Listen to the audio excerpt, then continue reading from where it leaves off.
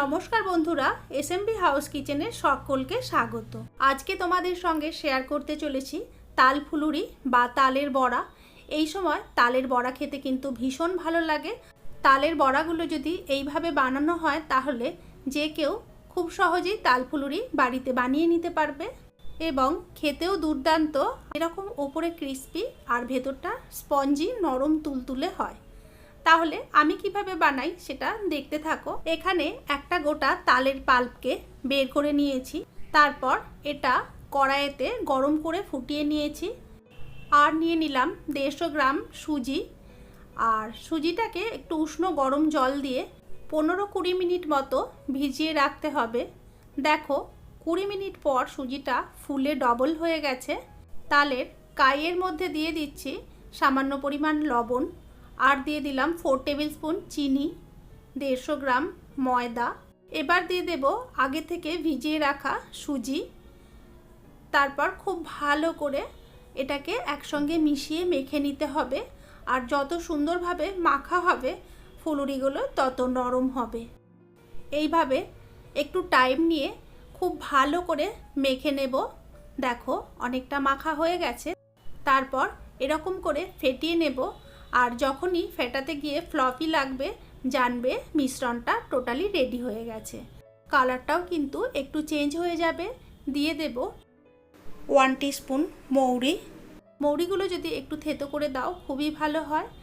আরও যদি কেউ দিতে চাও গোটা পোস্ত বা গোটা কালো জিরেও দিতে পারো টেস্টের জন্য। তো টোটালি ব্যাটার আমার রেডি হয়ে গেছে। এবার ঢাকা দিয়ে আধ ঘন্টা রেস্টে রেখে দেবো এটাকে। এখন গ্যাস অন করে কড়াইয়ের মধ্যে রিফাইন্ড অয়েল দিয়ে দিলাম। তেলের পরিমাণ কিন্তু একটু বেশি দিতে হবে, ডিপ ফ্রাই হবে যেহেতু। গরম তেলের মধ্যে বড়াগুলো ছাড়ার আগে আর একবার ভালো করে ফেটিয়ে নিতে হবে। আর তেল বেশ ভালো গরম হয়ে গেছে।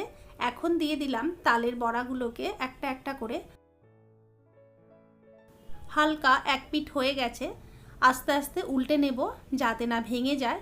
এইভাবে সব কটা বড়াকে উল্টে পাল্টে বেশ ডিপ ফ্রাই করে ভেজে নিতে হবে। দেখো কত সুন্দর দেখতে হয়েছে। এইভাবে তালের বড়াগুলোকে আমরা ভেজে নেব। দেখো কতটা লোভনীয় দেখতে হয়েছে আর সাইজগুলো খুব সুন্দর সমানভাবে হয়েছে। যদি এইভাবে তালের বড়া বানিয়ে থাকো এরকম ক্রিস্পি আর খুবই ভালো হবে। ফুলুরিগুলোকে উল্টে পাল্টে ভেজে নিয়ে তুলে নিলাম। আবারও একটা ব্যাচ দিয়ে দেব। ঠিক এইভাবে একটা একটা করে ফুলুরিগুলোকে তেলের মধ্যে দিয়ে দিচ্ছি। তবে এটা খেয়াল রাখবে যে গ্যাসের ফ্লেমটাকে যখন ফুলুরিগুলো দেবে তখন হাইতে রাখবে। তার কিছুক্ষণ পরই গ্যাসের ফ্লেমটাকে কিন্তু লো টু মিডিয়ামে রেখে বড়াগুলোকে ভেজে নিতে হবে। না হলে কি হবে, ওপর থেকে বড়াগুলো পুড়ে যাবে বা হয়ে যাবে আর ভেতরে কাঁচা থেকে যাবে। দেখো বন্ধুরা, লাল লাল করে সবকটা তালের বড়া আমার ভাজা হয়ে গেল।